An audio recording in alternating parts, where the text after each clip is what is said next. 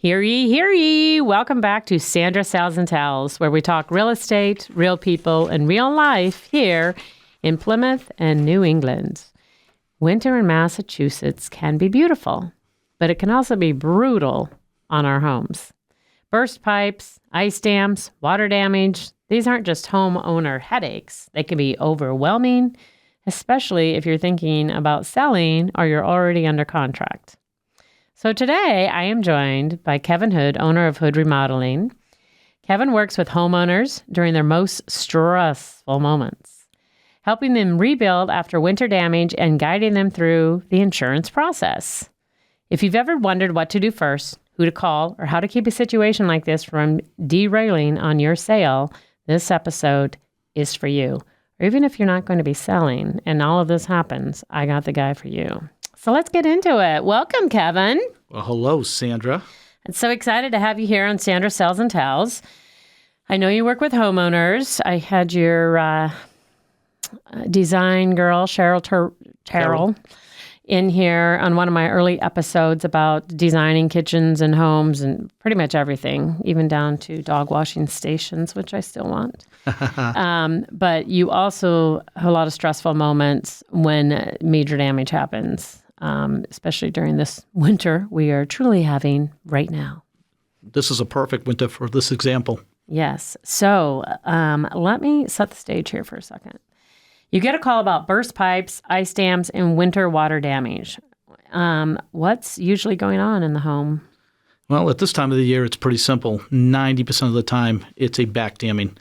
That's when we have snow accumulation on a roof. The sun comes out. The interior heat is heating up the roof. It starts melting, goes into that cold gutter. It freezes solid, and you see those big, giant icicles sticking down. Yep. Well, at a certain point, they don't go any further. They start backdamming actually into the house. It's the only time it defies gravity and water starts going back uphill. And what it does, it goes under the shingles. It was supposed to cascade over the shingles. And that starts the leak into the interior of the house.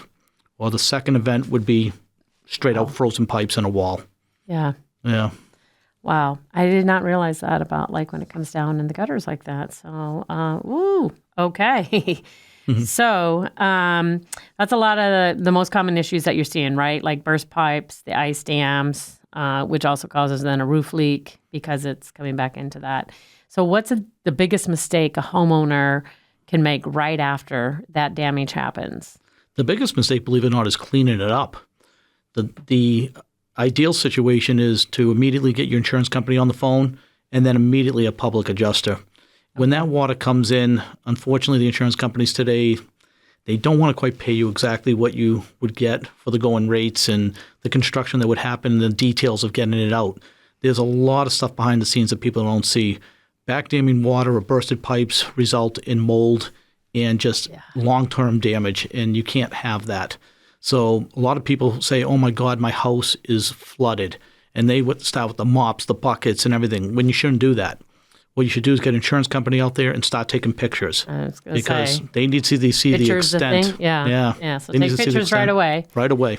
And we can do it on our phone. Yeah, we have that access right there. Yeah.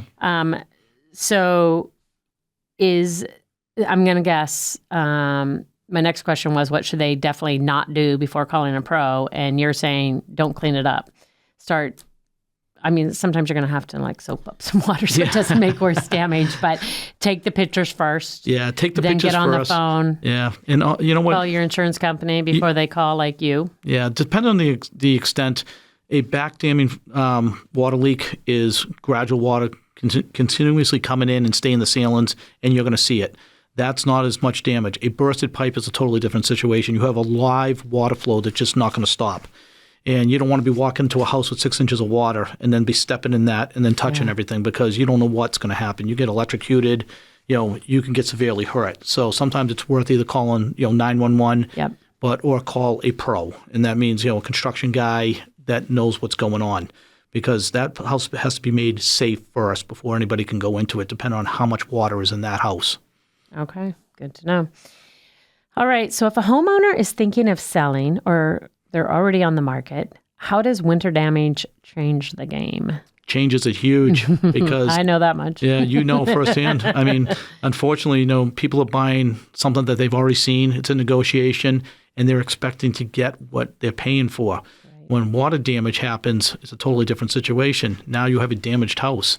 Insurance companies play a big role in this also because the new person buying is going to have coverage on that in a binder, and they're not going to want to set coverage because that house is damaged.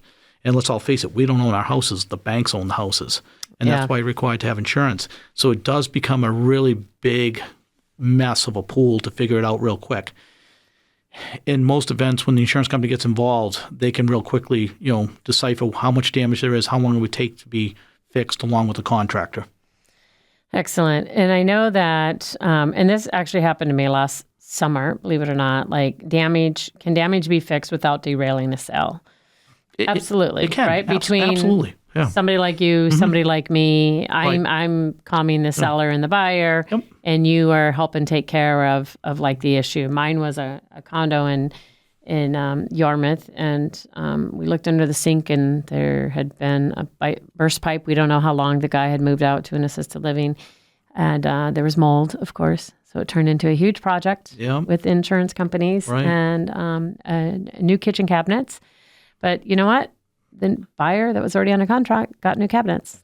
I mean, that the insurance ended up paying for, not the seller, but it was all fixed. In most cases, people are upset. I mean, this is their house. You know what I mean? They don't want to see their house flooded. But I have never met a customer yet or a client that when we got done, that they weren't thrilled that happened. Right. Let's face it. They get all brand new floors, cabinets, everything. Everything that affects that touches that water, they get brand new. So when it's all done, they have a brand new house. I mean, I know it's upsetting because, that's your investment. Yeah. So it is upsetting. But once they see the whole big picture of it and then they like their new stuff. Oh, they love their brand new white cabinets and pretty countertops. Yeah. That was kind of a segue into my next question. Like, what would you say to a seller who's worried about damage that just killed their home's value?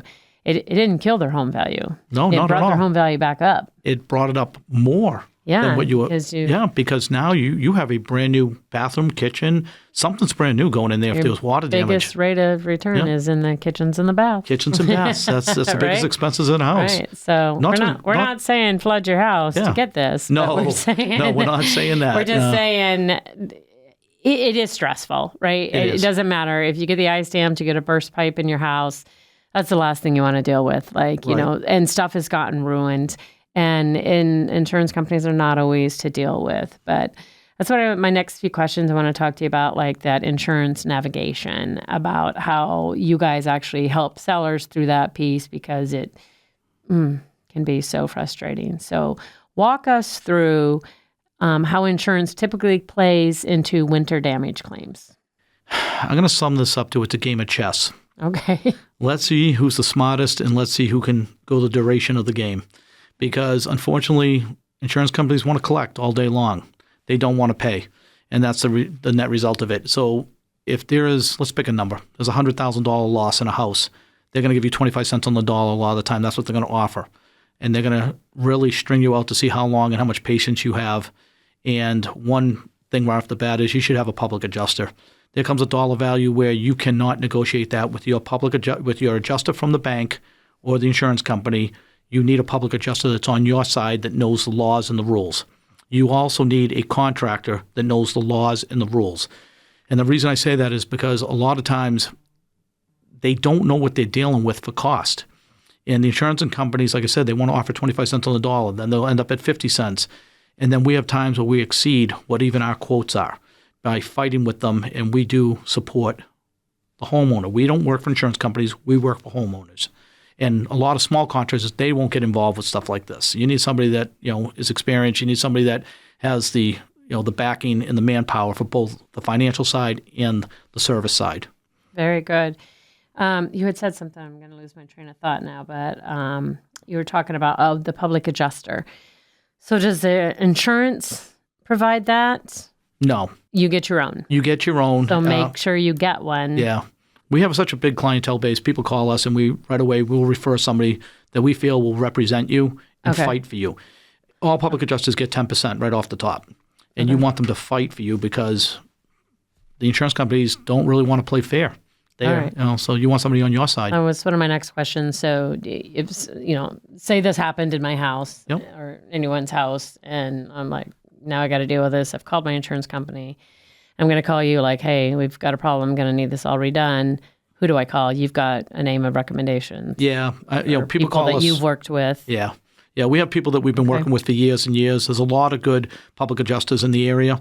Yeah, they're all good, but certain ones will fight for you for certain things, and some maybe not as much. You know what I mean? Okay. Yeah. So, so you work with insurance companies on behalf of the homeowners. So does that mean you're doing the wheeling and the dealing and trying to get paid from them so that they? Yeah, under mass law, we don't work with the insurance companies. The mass law contracts means we work with the homeowner. Okay. Because contracts are signed with a homeowner and not with an insurance company. But we get into actually the pit with them. And that means we're supplying the details of the materials, the cost, what it's going to take this project apart and put it back together and have your home what's back to equal. Sometimes people think it's an open checkbook, and they might have had basic countertops, and now they want something crazy. It doesn't work like that. It's like for like. But we get in there and we fight with them, and we actually work with the insurance companies with the permission of the homeowners. We work with the PAs, the public adjusters, and we all put our heads into one pool and say, okay, what is fair here for the homeowner? What does it take? It's plain and simple. They had insurance. What does it take to put this house back together? You know what I mean? That's satisfactory to the homeowner, but it's also satisfactory to the insurance company. And once again, you also have a bank factor in there. You don't own your house. The bank owns your house. And the insurance company, basically insures that house, so the bank has an interest. All right. Very good. So what should homeowners know about coverage versus out-of-pocket costs? Yeah. I tell people a lot of the time, watch your coverages, because a lot of times people buy a house 30 years later, they still only have, let's say, $20,000 on personal content, and you now have accumulated $100,000 and your house burns down or floods. Right. You need that personal coverage. Then the building side, you have to watch building. People that bought houses a long time ago, you're a real estate agent. They're not what they used to be. No. To build a house today, as you know, is $1 million. Yeah. So it takes a lot to put a house back together. So if you only have coverage to X amount, you're really being negligent, not checking out what your coverages are. You should have at least every other year a conversation with your local, agent and say, where are my coverages at? Yeah. Because if your house floods, there's two sides. There's personal coverage, and then there's of contents, and then there's the actual construction side. So you need to make sure you have coverage. And sometimes it's pennies on the dollar. Sometimes you get for an extra $16, like something that will cover you for another $250,000. Right. But a lot of times people shop, with some of these big name insurance companies, and man, they don't cover you, man. They have a loophole out on everything. So That's very true. So people should probably review. I know actually. So I'm in a townhouse condo, and I know when I first got it, I had no idea about the inside of the contents. But then I had switched insurance companies, and they were having me review it, and they're really detailed. Maybe I should have them on this podcast. But good idea. I learned things. I'm like, I really need to up that, because if I did have a pipe burst like that, what I had was not going to cover that. So, one of the big ones is displacement. If you have to leave your home, you're absolutely how much right. coverage do you have? Right. Do you only have $10,000 in coverage? That might cover you for 1 month being out of a house that you have to be out for 6 months. Yeah. So you really have to take that into And you never know how long you're going to be out. I have somebody in one of the listings I had, they wanted to take it off for the winter, right? They're oceanfront. They're like, let's take it off for the winter.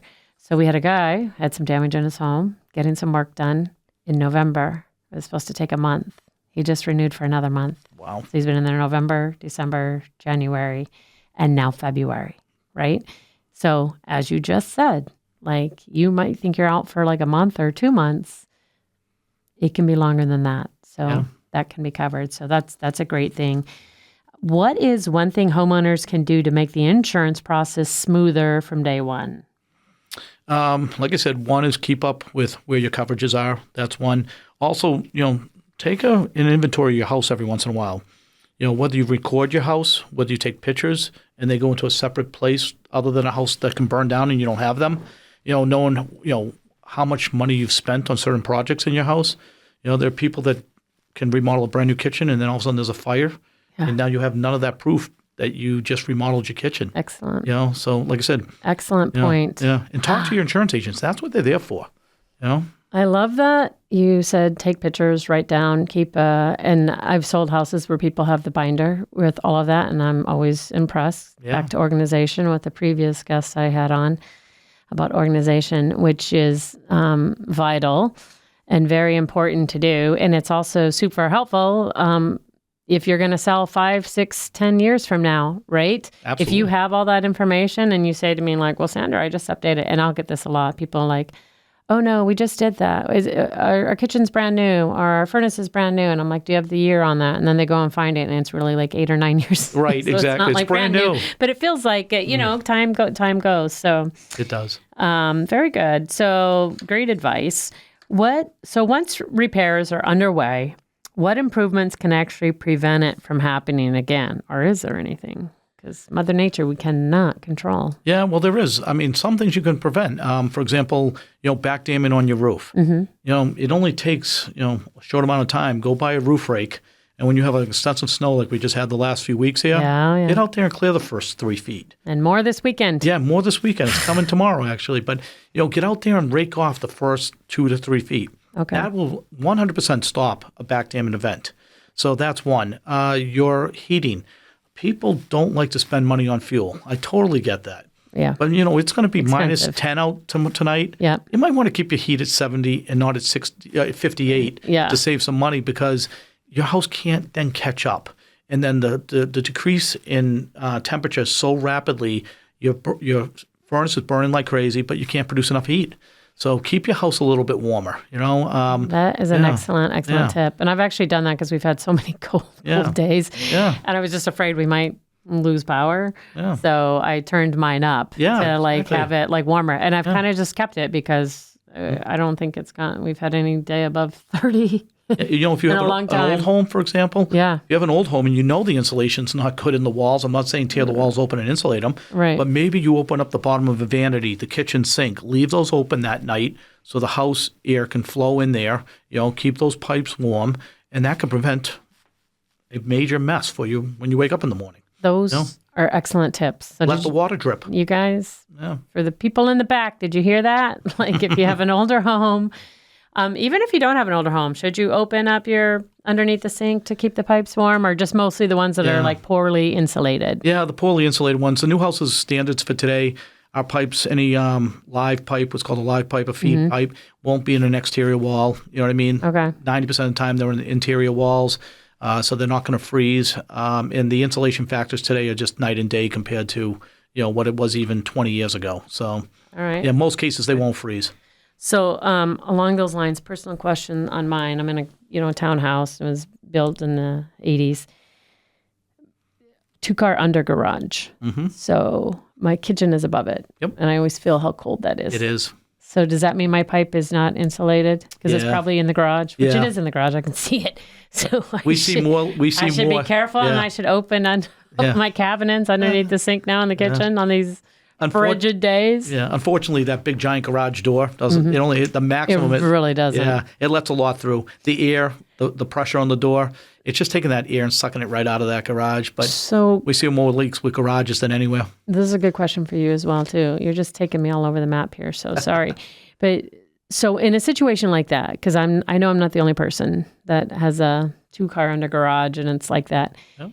Can I insulate those ceilings in the garage? Yeah. Now, in a case like that, and say it was a brand new house today, that insulation, you're never going to get a deep enough R factor in those ceilings other than taking it out and have spray foam put in there, closed cell foam. Oh, okay. In a standard 8-inch or 10-inch, we can get up as high as an R60 value in there by spray foam, and then you will never have a freeze up ever. So there are products that can be done. Now, if that garage did freeze and that whole ceiling came down, the first thing I would recommend is we're not going back to a soft insulation in there. It would be a spray foam insulation application. All right.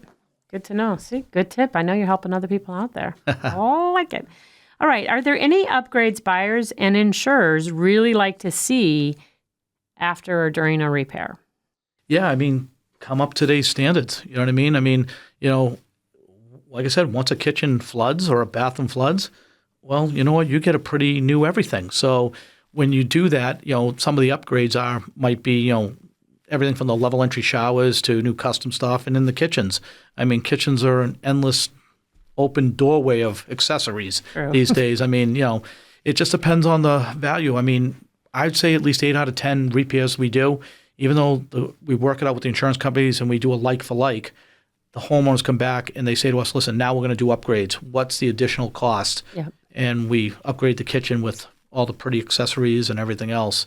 So very good. Yeah, and then your value is worth more once again. So true. Yeah. So true. We like that return on investment. Yeah. So if someone is dealing with winter damage or wants to be proactive, how do they reach you? You can call the main office, which is 508-747-4153, or you can call hoodremodelinginc.com. I mean, get on the internet and get on there. We're on Facebook. We're on Instagram. We're on quite a bit. We're very accessible and I have seen some well-known. of your ads lately, which is fantastic. Oh, thank you. Which also recently, this is why I have these questions for you. I saw one that you did talking about with you helping and talking and dealing with the insurance companies, which is huge because people tend to freak out when something like that happens and they want a calming person that knows not just the insurance companies, but the construction and how to go about it and all the people under your tool belt, so to speak, that can help you through that stressful situation. So we've had 6 this week. Oh, we have my 6 gosh. places that we had to fit into the schedule, get out there and start working with the people immediately. Wow. So 6. Okay. And one was a restaurant. So, because we also do commercial, as you know, but, when they're in the panic mode, you got to be there for them. You know what I mean? Because somebody has to steer that bus. You know what I mean, Ms. Pott? It's a pretty bad, off the cliff for the homeowners. It really is. It truly. Yeah, they go into panic mode. Truly. Well, thank you so much for sharing such valuable insight. Stuff homeowners really need to hear. And as he said, you can find him online on. They have a website, hoodremodelinginc.com. Then you can call them. They're located in Plymouth, right at the old exit 5. I believe it's exit 13 now. And all their social media outlets, check them out. They do post a lot of the stuff that they do, but it's been great. So I like to end with my key of the week. And you just really used a word in my key of the week that we just talked about. So this week's key of the week, winter damage doesn't end a deal. Panic does. The right professionals, the right documentation, and the right plan make all the difference. So thank you again, Kevin, for being here and sharing all of your knowledge. Conversations like this are so important because winter damage does happen. Homeowners, you do not have to navigate it alone. If you're dealing with damage, thinking about selling, or just want to be proactive, I'll make sure that Kevin's contact info is linked below. And don't forget, every episode ends with the key of the week, which we just shared. Do not panic because we have informed homeowners who like to make confident decisions. And that is why I bring you these guests to help you make those decisions. Thanks again for listening to Sandra Sells and Tells, Real Estate, Real People, Real Plymouth. I'll see you next time. Like, subscribe, and keep on listening.